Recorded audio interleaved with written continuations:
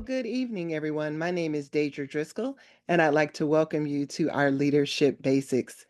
We come together monthly to discuss leadership topics and ways to help you grow in your business. Again, my name is Dadra Driscoll.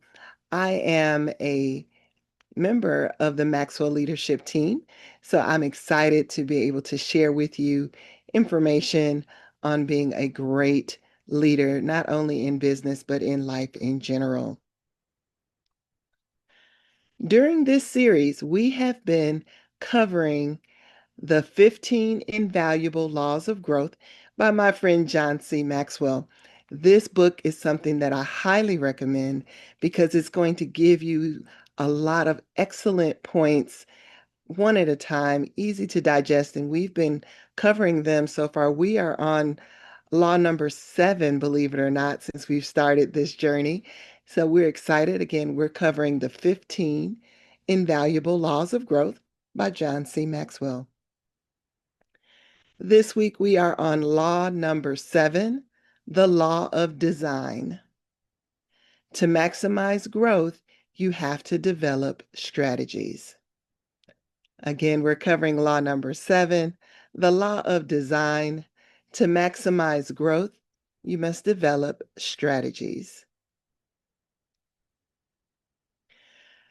Now, the basic point that we want to start from is that you have to plan you, or someone else will. And I know we can resonate with that and realize that, if we don't take charge of designing how we want our life to look, planning where we want to go and how we want to get there, someone else will do it for us. For many of you, I'm not going to ask anyone to confess if this is you, but I'm sure many of you perhaps have worked in a corporate environment and you looked up and it was a certain year anniversary that you've been on the job, and it's amazing to you because the time has gone by and the job has dictated what you do with your life. Maybe not the things you had anticipated for yourself at this stage. Maybe you've been there 10 years, 15 years or more, and you look back over your life and you're like, wow, how did I get here? But if you don't take the time to plan for yourself, someone else will. And usually what they plan for you will deviate from what was designed for you tremendously.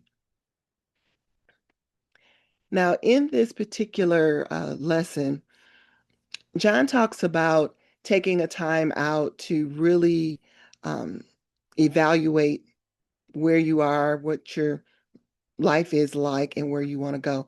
Often people do this like at the end of the year, going into a New Year resolution. But I think it's really apropos for us right now. We're kind of at a midpoint that we look at where we are now because it's different. Like I said, in December, at the end of the year, beginning of the year, people will say, oh, I'm going to make this resolution or I'm going to do this. And usually by February or so, it's fallen by the wayside. But now, if you look up, believe it or not, like I said, we are in the month of May. And I'm sure you can vividly remember Christmas, the New Year's resolution, Valentine's Day, St. Patrick's Day, all those things. And now here we are almost at the midpoint in the year. So now is a great time to take a pause and look, am I where I wanted to be in 2026? My business, I'm almost at that halfway point. Have I reached that halfway as far as my goals for revenue or team building or any of those things? Now is a great time for you to plan you. Because if you don't, again, life is going to life, as they say, and someone else will plan for you if you don't take the time to do it for yourself. So let's talk about some life lessons here. Life is very simple, but keeping it that way is difficult.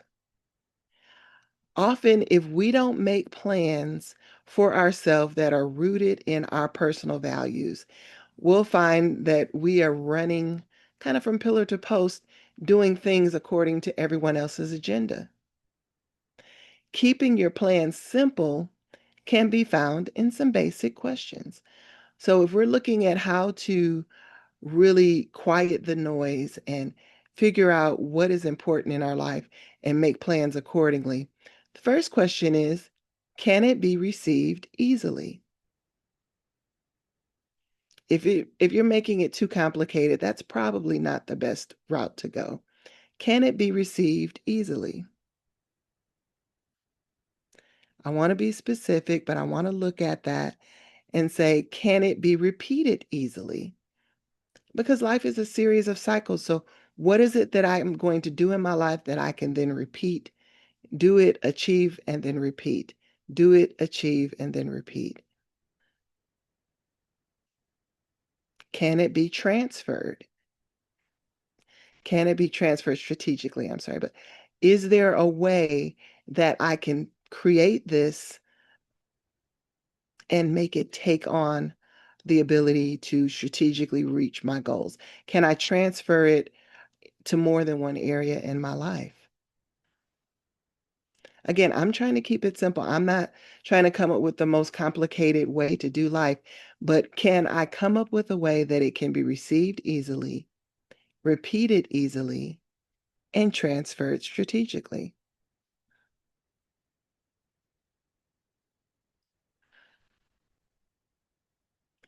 Let's move on. So, designing your life is more important than designing your career. Because if you design your life, your career will follow suit. But often we get caught up in putting the focus on the wrong area because life is not a dress rehearsal. Life, the clock of life, so to speak, is ticking every day. So it's not like we're practicing and then we're going to actually do it. Every day we should be experiencing our life. So as we're designing this thing called life, it's important that we focus on really living in the moment, enjoying it, appreciating it. Because, often I talk to people like right now it's graduation season, and one of my nieces is graduating, and I'm just like, wow, where did the time go? I've looked at some old pictures and things, and she was just a little girl, and now here she is about to graduate. I have another niece that's graduating next year. I have another niece. I mean, I looked at and took a moment and realized I literally remember life before any of them were born. And now here they are about to step out into life. So, understanding how quickly that time goes by, it is really important that you design your life so that your goals and your values matter because you don't get a do-over. You don't get to put a pause on the timer because the time is going to keep going whether you're ready for it or not. For all of the parents that are preparing prom and graduation and things like that, all of them are really going back down memory lane and wishing they could stop time or slow it down, and you can't. So in planning your life, you want to make sure that as you're planning things, that you multiply everything by two because you're going to need twice as much as you thought you were going to need, whether that's money, whether that's time, whether that's energy. When you're setting aside what it's going to take to achieve those goals in life, you want to take that plan and multiply it by two. Give yourself more time. When you're scheduling, how much time is it going to take me to achieve this? Be realistic, but give yourself the right amount of time. If you're setting aside resources, how much is it going to cost?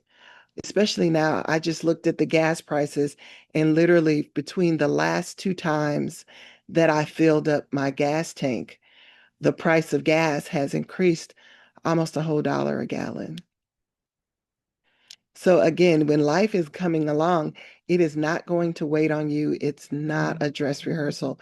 So while we're planning, we have to make plans and include a buffer in those plans to give us enough. Whether that's money, whether it's time, whether it's energy, really being strategic about where you place your time, where you exert your energy. Some things aren't even worth giving your energy or your time to. Now, that's a tough one because sometimes we feel like we have to give to everything. But sometimes saying no to something and redirecting that time or that energy to something that really matters is the best thing you can do.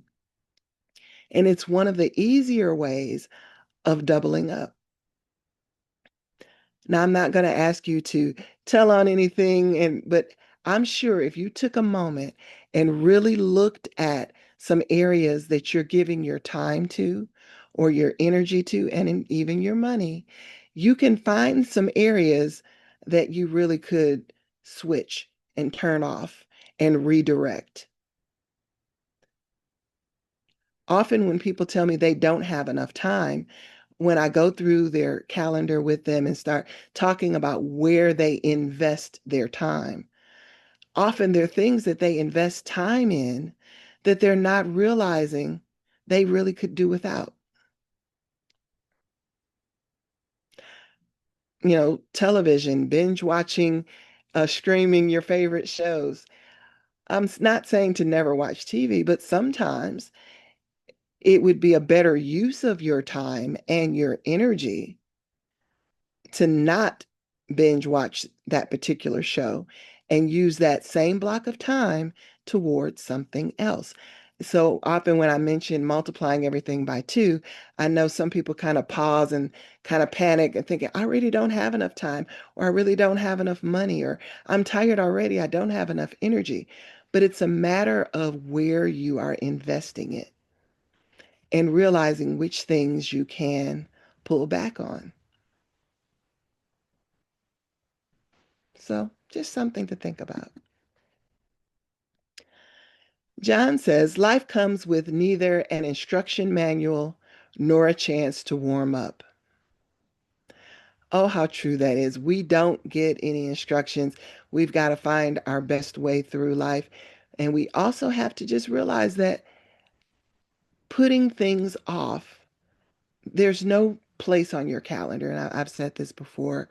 When you're looking on your calendar, there's no someday, there's no when I get around to it, there's no box for tomorrow, even though we talk about tomorrow. You don't get a chance to practice and warm up in life. So you want to make sure that you are being strategic in how you design and go about the things you do in your life. So to develop these strategies, it's important that we develop systems. What are the ways that we can put in place, the systems that we can put in place to help us achieve this design, this master plan? For those of you that are people of faith and you believe that there is a divine destiny for your life, or if you just believe that there's something out there for you, whether it's connected to faith or not, it's important that you develop systems and strategies set for you to achieve those goals and those outcomes.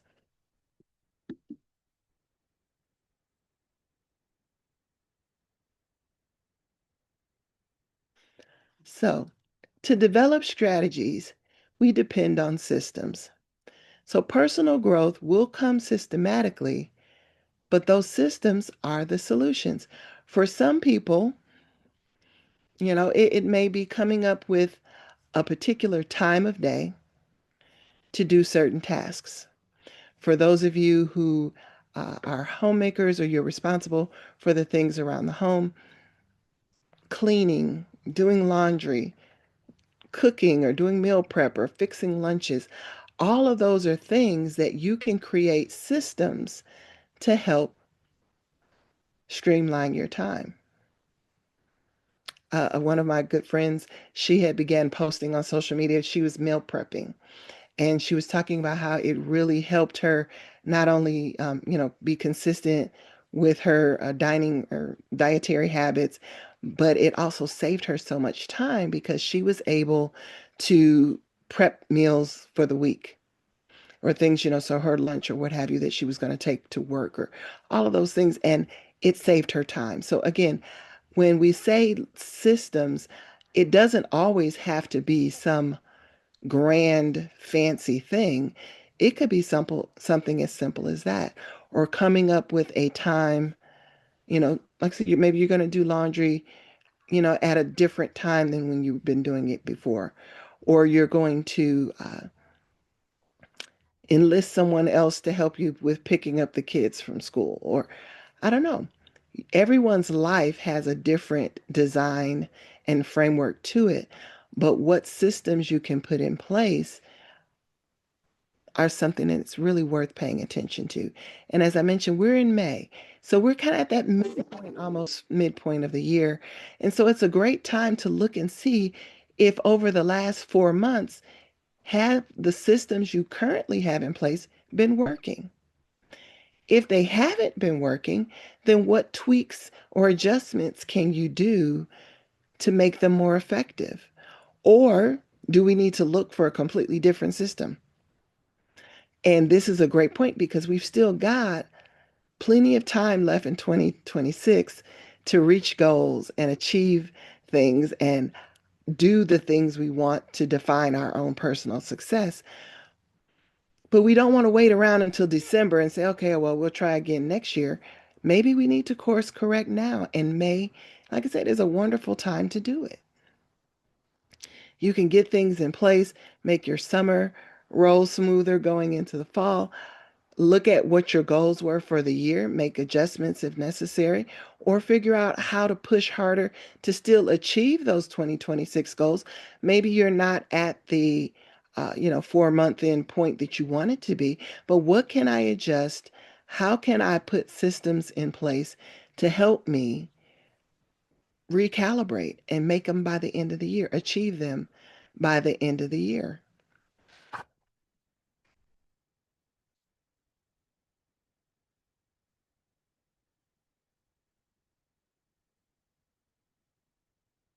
So let's look at some things that are really connected to the systems.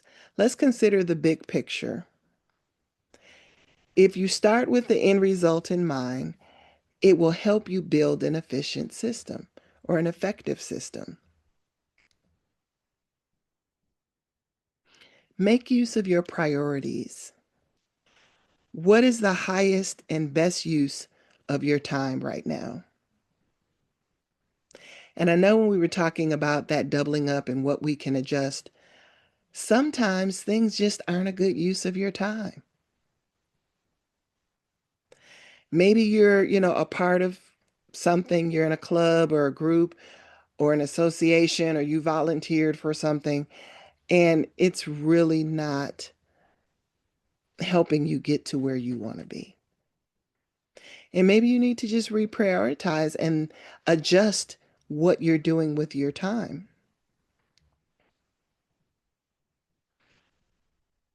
A good measurement of outcomes comes from you saying, is there a metric or is there a measurement to help me know if I'm being successful? I can't just continue on doing something and not really know how to measure it. For your business, how do you define success? Is it based on a number of bookings that is it based on the amount of revenue that's generated from those bookings, how much you earn in commission? Is it based on having a certain amount by a certain time frame?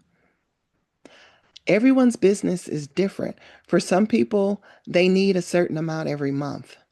For some people, they want to make a total amount for the year. For some, they just have a certain number of trips that they want to book. And none of them are a right or wrong answer per se. Again, it depends on how you view your particular business situation. But whatever it is, there needs to be some measurement so that you can determine if you're achieving your goals, if you're being successful or not. To go in and start a business and just hope for the best isn't a working business model. And if you're brand new and you don't know realistically what those numbers should be, that's okay, but you do have to start somewhere. Maybe in my first 90 days, I want to book a trip. I'm a brand new agent. I've never done this before. So I want to research and market and book my first client within my first 30 days or my first 60 days or my first 90 days. I don't know what that system looks like, what those goals are for you are all subjective, but it's important that there be something. Because if you know that you want to do something within the next 30 days, then guess what? You have 30 days to do it. After 10 days, you know you should be one third of the way there. After 20 days, you should be two-thirds of the way there.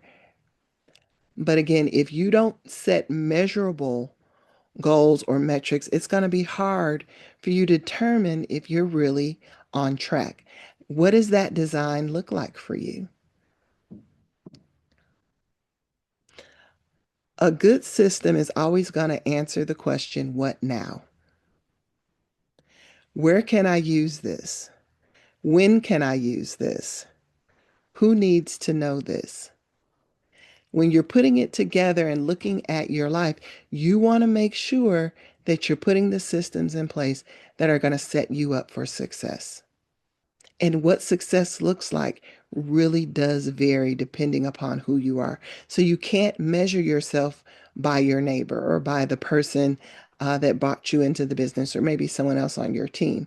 What success looks like for them and what success looks like for you do not have to be the same. But both of you do need to create a system of personal growth so that you can achieve goals, even if those goals are not the same.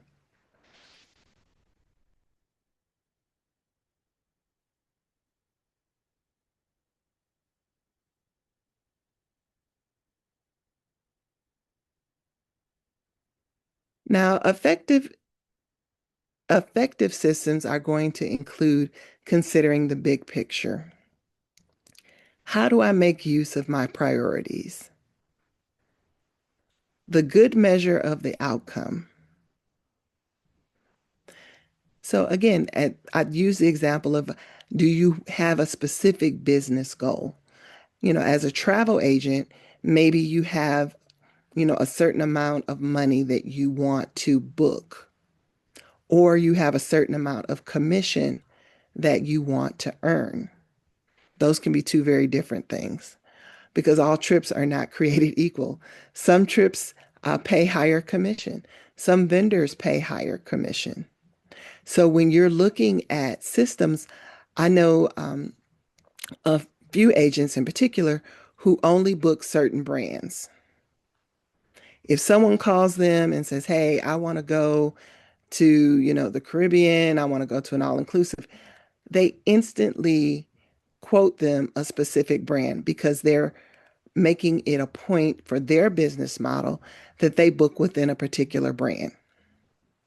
And that's what they book. And so all of their clients, they send them to one of the properties within that brand's portfolio because they're making use of not only whatever the commission structure is, but they're also taking advantage of perks that they get for repeatedly booking clients at that particular brand because that brand has perks that they get back. They're looking at certain destinations where they're also getting benefits from those particular regions that offer incentives for you sending people there. But that's a particular system and business model that I know that certain agents use. So for them, it takes the guesswork out of having to search a whole bunch of places because they already know that they're going to try and fit a particular property within a brand umbrella. Just to give you an example, what's a good measure of the outcome? So if you know that you want to earn a certain amount, maybe you have a goal that you want to become an IATAN accredited agent. And we know that in order to become an IATAN accredited agent, you have to earn $5,000 in commission. So then you start looking at, how do I divide up that $5,000? You can do a single trip that has a $5,000 commission. You can do 5 trips that have $1,000 commissions. You see where I'm kind of going with it? There are lots of different ways to skin a cat, as they would say. So it really depends on how you want to reach that goal and how close are you. For some, knowing, okay, I've already earned X number of dollars toward that $5,000 goal. So just that particular point right there, if you have a goal like that, do you know where you stand as far as your earned commission? Again, whatever that magic number might be. Are you at 3,500 and you've got 1,500 to go? So am I looking at trips that are going to help me achieve that additional 1,500? Or do I know it all? Have I added it up, or am I just booking stuff and not really paying attention? The application, again, the what now, as you're looking at that, again, if you know that you're at 3,500, then you want to look at what additional trips can I book and how much commission is connected to those trips so that I know how many. If on average I'm booking trips that have a $500 commission, then I need three more of those in order to make that additional 1,500. Or if my trips are 250, then I need six. So again, being really strategic and understanding that. Now, that doesn't mean that you shouldn't book a trip that might have lower commission than 250. Again, it's a wonderful opportunity to serve a client who may come back again and book something else. But again, you're just being mindful of your bookings so that you can achieve that goal. And that's just a singular example. And then you want to know that when you have systems in place, it's going to help promote consistency. If I know that I'm paying attention to what that number is, it's going to help me be more consistent and be aware when I'm making choices. If I've got two different vendors that I can book the same trip, I'm going to book the one that's going to generate the highest income for me as far as commission goes. If all things are equal, why not book the one that's going to give me the higher value? But that's something you've got to be paying attention to.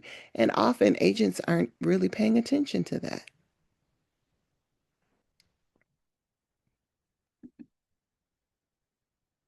Well, that brings us to the end of our lesson portion of the law of design. I hope that as you're applying this to your life, that you're able to take a moment and look and see how I can really strategically put systems in place to help me even at this midpoint. Like I said, where am I with respect to where I want it to be for 2026? And what adjustments and tweaks do I need to make in order to bring the remainder of this year to the place that I want to be so I can have the outcomes that I want to have? Again, my name is Dadra Driscoll. I encourage you to follow my YouTube channel, MMI Management. I do have a leadership playlist there where our previous lessons can be found. So again, we just covered law number 7, the law of design. So if you're interested in the previous 6, they are available on my YouTube channel. So I encourage you to subscribe.